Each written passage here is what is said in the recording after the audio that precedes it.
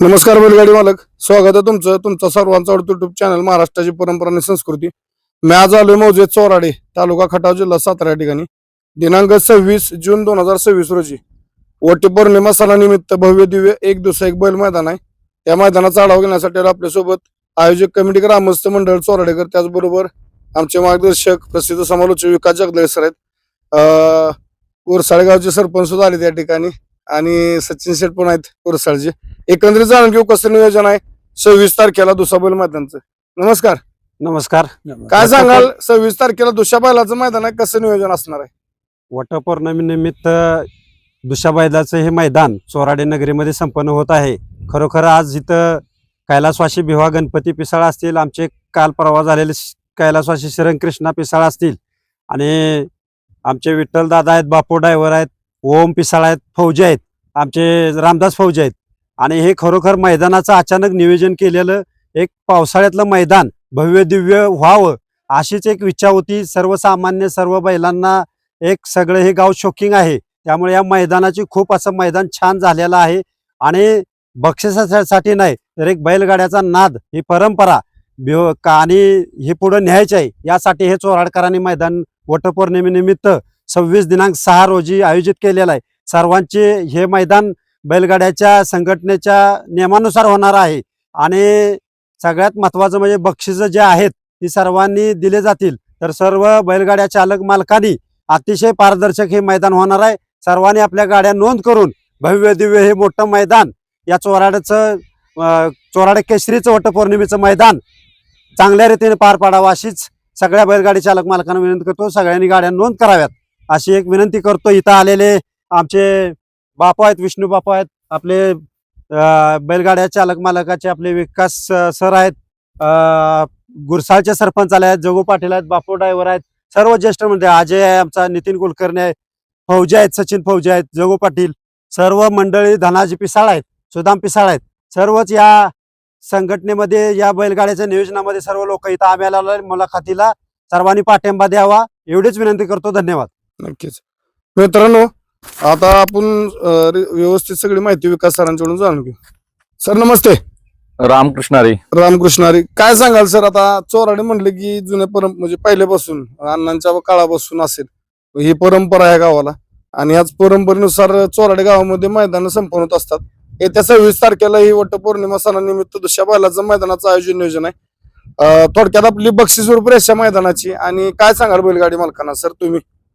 बैलगाडी शर्यत क्षेत्रामध्ये खटाव तालुका आणि सातारा जिल्हा हे छकडीच्या बैलगाडी स्पर्धेचा एक उगमस्थान म्हणून या खटाव तालुक्याकडे, या सातारा जिल्ह्याकडे बघितलं जातं. आणि खटाव तालुक्यातलं एक बैलगाडी शर्यत क्षेत्रातलं अग्रगण्य नाव म्हणजे चोराडे गाव. मी खटाव तालुक्यात काही गावांचा आवर्जून नामोल्लेख करत असतो की या गावामध्ये एवढा दानशूरपणा आहे आणि एवढं आयोजन नियोजन बैलगाडी शर्यत क्षेत्रामध्ये चांगलं आहे. त्यामध्ये निमसोड असेल, चोराडे असेल, म्हणजे आता या चोराडे नगरीमध्ये आपण बघितलं असेल आयोजक या ठिकाणी जेवढे उभे आहेत, आता काकांनी नावं घेतली, त्यामध्ये त्या आयोजकांना आपण पाहिलं असेल की त्या आयोजकांनी मैदान एक आयोजित केलं होतं, विना प्रवेश फीचं मैदान. आणि ते विना प्रवेश फीचं मैदान आणि त्या मैदानामध्ये असलेली सर्व बक्षिसं 1 रुपया कोणालाही कमी न देता उलटी वाढावच दिली की मी त्याचा साक्षीदार आहे. त्यामुळं येत्या 26 तारखेला जे दुसऱ्याचं मैदान संपन्न होत आहे ते एक सुंदर असं मैदान संपन्न होईल. ज्या मैदानाला आपल्या सुधारित नियमानुसार अखिल भारतीय बैलगाडी शर्यत संघटनेने जे नियम दिलेले आहेत त्या नियमानुसार, अगोदरचा बॅनर वेगळा होता बक्षिसांचा, परंतु जो सुधारित नियमानुसार आहे तो मी तुम्हाला पहिल्यांदा बक्षीस जाहीर करून सांगतो की या मैदानामध्ये प्रथम क्रमांक 81,001, द्वितीय 60,001, तृतीय 40,001, म्हणजे आपल्या लक्षात आलं असेल 3 बक्षिसामध्ये 20% फरक असावा. त्यानंतर 30, 20, 10 आणि 9 अशी बक्षिसं ठेवलेली आहेत, आणि त्यानंतरच्या 10% फरक आहे. नंतर आपण क्वार्टर फायनलला पाहिलं असेल, पहिलं 5,000 आहे, 4,000 आहे, 3,000 आहे, 2, 2, 2 आणि 2 असं बक्षीस आहे. फायनल विजेत्या बैलगाडी मालकांना या ठिकाणी मानाची ढाल आहे.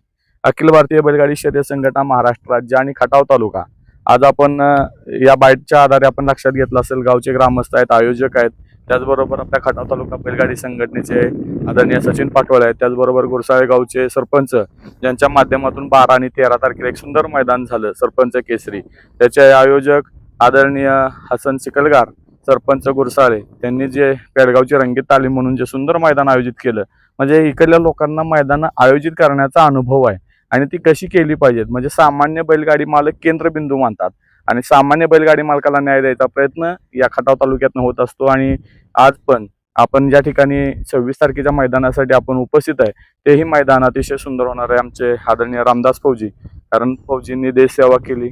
आता त्यानंतर ह्या चोराडे नगरीमध्ये सामाजिक कार्यात एक अग्रेसर नाव आहे आणि त्यामध्ये त्यांनी या मैदानाचं आयोजन केलेलं आहे. मी महाराष्ट्रातील तमाम बैलगाडी मालकांना आवर्जून सांगेन की अशी मैदानं खेळा की ज्यामध्ये बैलगाडी मालकाला केंद्रबिंदू मानून या बैलगाडी शर्यत क्षेत्राला एक वेगळ्या उंचीवर नेण्याचं काम जे आयोजक करत असतात, त्या आयोजकांच्या मैदानाला आपण उपस्थित राहिलं पाहिजे. या ठिकाणी कोणत्याही प्रकारची बक्षिसात तफावत केली जात नाही आणि अशी मैदानं खेळणं काराची गरज आहे. त्याचबरोबर बोलता बोलता बोलण्याच्या ओघात या ठिकाणी मी एक गोष्ट विसरून गेलो. ज्या आपण फाटीवर आलेलो आहे कैलासवासी भिवांना बैलगाडा स्टेडियम, हे बैलगाडी शर्यत क्षेत्रातलं पहिलं स्टेडियम आहे आणि या स्टेडियमवर अनेक मैदानं झालेली आहेत. या मैदानाचे अनेक साक्षीदार आहेत. या बैलगाडी मालकांनी अनेक मैदानं या बैलगाडीच्या मैदानावरती खेळलेली आहेत. मी आवर्जून सांगेन तेच मैदान आहे आणि त्याच मैदानावरती हे मैदान संपन्न होत आहे. त्याचबरोबर दुसरी गोष्ट बोलण्याच्या ओघात राहिली ते परवा अचानकच कैलासवासी श्रीरंगांना यांचं वृद्धापकाळानं अचानकच त्यांचं निधन झालं. त्यावेळेला मला वाटतंय 9 तारीख, किती तारीख सोनेरा मैदान 13 तारखेला झालं. तर त्यांना प्रथमतः आमच्या तमाम अखिल भारतीय बैलगाडी शर्यत संघटना असेल, खटाव तालुका बैलगाडी शर्यत संघटना असेल, आमची समालोचक संघटना असेल, त्याचबरोबर तमाम बैलगाडी शौकीनांच्या वतीनं प्रथमतः अण्णांना भावपूर्ण श्रद्धांजली. बैलगाडी शर्यत क्षेत्रामध्ये माणसाने काय केलेलं होतं ते नाव मागं निघालं पाहिजे. माणूस गेल्यानंतर नाव निघते का तर 100% निघते, कारण ते काम तसं पाहिजे. मग अण्णा असतील, भिवांना असतील किंवा श्रीरंगांना असतील, यांनी या बैलगाडी शर्यत क्षेत्रात चोराडच्या मातीमध्ये एक सुंदर असं काम केलं, त्यामुळे त्यांची नावं मागे निघतायत. तर मी आवर्जून बैलगाडी मालकांना सांगेन, त्यांच्याच गावचं हे मैदान आहे आणि त्यांच्याच तालमीत तयार झालेले हे सर्व नागरिक आहेत, त्यामुळे नक्कीच बैलगाडी मालकांना चांगला न्याय भेटेल असं मैदान येत्या 26 तारखेला वटपौर्णिमेनिमित्त आहे. त्या मैदानाची आपण ऑनलाईन नोंदी करून साक्षीदार व्हा. आणि आता तुम्हाला सांगायचं झालं तर आता उद्या पेडगावच्या मैदानामध्ये नियम जाहीर होतीलच की बाबांनो कशा पद्धतीचे नियम असतील, कसे असतील नियम, कशा नोंदी केल्या पाहिजेत, लॉट किती वाजता निघणार, ह्या सगळ्या गोष्टी पेडगावच्या मैदानात बाईटमध्ये तुम्हाला मिळणारच आहेत. तर मी आवर्जून सांगेन की आपण त्या दिवसाची, शेवटच्या दिवसाची वाटच बघू नका. पैरे करा आणि अगोदर गाड्या नोंद करा, जेणेकरून आयोजकांनाही कोणत्या प्रकारचा त्रास नाही, लाईव्हवाल्यांना त्रास नाही किंवा समालोचकांना त्रास होणार नाही. मुळात मग समालोचक किंवा लाईव्हवाले हे मैदानात येत असताना मग तुमच्या जर नोंदी नसतील तर त्यांना थोडा वेळ थांबायला लागते. थांबण्याचा पण विषय नाही, परंतु तुम्हाला परत सकाळी याला अडचण होत असते. त्यामुळे काही गोष्टी आहेत त्या नियमानं पाळा, गाड्या पैरे व्यवस्थित करा, जेणेकरून आपण फायनलला पात्र झाला पाहिजे. पैरे झाले की गाड्या नोंद करून कमिटीला सहकार्य करा. त्याच्यावर आणि काही जे नियम आहेत ते तुम्हाला 21 तारखेला नक्कीच ऐकायला मिळतील. नक्कीच. बैलगाडी मालकांना लक्षात घ्या, सरांनी सुंदर अशी माहिती दिली आपल्याला परिपूर्ण. म्हणजे नियम असतील किंवा मैदानाची रूपरेषा, कसे मैदान होतात. चोराडे गावचं नाव आवर्जून घेतलं जातं त्याच्या मागे कारण की इथं पारदर्शकता, कुठल्या प्रकारे पासणी नसते. गावची गाडी पाहुणा रावळा असलं काय ना, जे नियमात आहे ते नियमानं अगदी जो गावची जरी गाडी असली आणि तिथं जरी निकाल असला अटीतटीचा, तरी ज्यांना योग्य निकाल आहे तोच निकाल भेटतो. असं नाही की गावची गाड्या बाबा चला घेऊ वरती किंवा सेमीला पळू, असलं काय नाही. पारदर्शकता असते. बक्षिसाची रूपरेषा, जी बक्षीस बॅनरवर आहेत ती 1 ना 1 रुपये दिली जाते. कुठल्याही प्रकारे इथं कुठले काटछाट वगैरे काय नसतं आणि पारदर्शक मैदान संपन्न असतात. जात जात आपल्यासोबत सोन्या गुरु आहेत, त्यांच्याकडून जाणून घेऊ ऑनलाईन नोंदणी कधीपासून चालू आहे आणि बाकीचं मैदानातलं. सोन्या नमस्कार. नमस्कार. काय सांगाल, ऑनलाईन नोंदणी कधीपासून चालू आपली? ऑनलाईन नोंदणी आता 21 आणि 22 आपलं पेडगाव हिंदी केसरीचं मैदान झालं की दुसऱ्या दिवशी लगेच आपली नाव नोंदणी चालू असणार आहे. बैलगाडी मालकांना लक्षात घ्या, नाव नोंदणी तसं बॅनरवरती मला वाटतं उद्यापासूनच दिलेली आहे. म्हणजे 20 तारीख, पण आता 20, 21 आणि 22, 20 तारीख ही ऑनलाईन लाईव्ह लॉटची असणार आहे पेडगाव मैदानाची आणि 21-22ला मैदान असतं. त्यामुळे 1-2-3 दिवस धावपळीत असणार आहेत बैलगाडी मालक. पण माझी बैलगाडी मालकाला विनंती आहे, 23, 24 आणि 25 पेडगाव मैदानानंतर परत 3 दिवस आपल्याकडे आहेत. तरी आज या ठिकाणी मुलाखत बघताय आपण, तर लवकरात लवकर पैरे करा आणि येत्या 26 तारखेला ऑनलाईन नोंद करून मोठ्या संख्येने उपस्थित या दुसाबोल मैदान चोराडेकरांच्या मैदानात शोभा वाढवा. पुन्हा शब्द सांगतो, ऑनलाईन नोंद सुरू झाली. कुठल्या अडचणी, अफवांना बळी पडू नका. काय अडचण आल्यास आयोजकांना कॉल करा.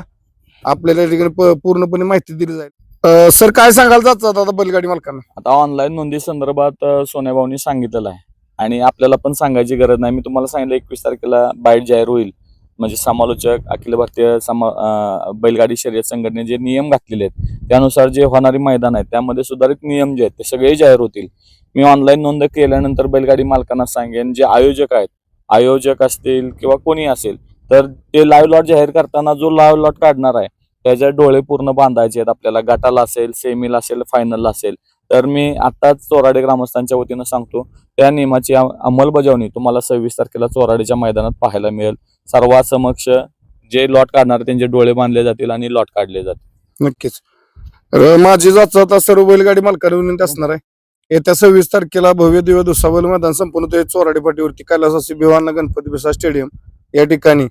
तर लवकरात लवकर ऑनलाईन नोंद करून या ठिकाणी आयोजकाला सहकार्य करा. बाकी नियमावली जाहीर होणार आहे, फक्त वेळेत नोंद करा. नोंद करत असताना दोन्ही मालकांची, दोन्ही बैलांची नावं टाका. एका मालकाला 2च पावत्या, त्यानुसार नोंद करा. आणि जर सगळ्यात महत्वाचं लाईव्ह लॉट दिवशी बरेच पहिरे वगैरे दुसऱ्या दिवशी म्हणतात आमचा बैल बदलला वगैरे, जे काय असेल ते लाईव्ह लॉट पूर्ण व्हायच्या अगोदर सांगा. लाईव्ह लॉट एकदा जाहीर झाल्यानंतर कुठल्या प्रकारे पावतीमध्ये, नावामध्ये बदल केला जाणार नाही. त्यामुळे बैलगाडी मालकांनी सहकार्य करून लवकरात लवकर नोंद करून आयोजकांना सहकार्य करायचं. बोलताना थांबतो. धन्यवाद. जय हिंद, जय महाराष्ट्र, जय जिजाऊ, जय शिवराय. बाळूमामांच्या नावानं चांगलं.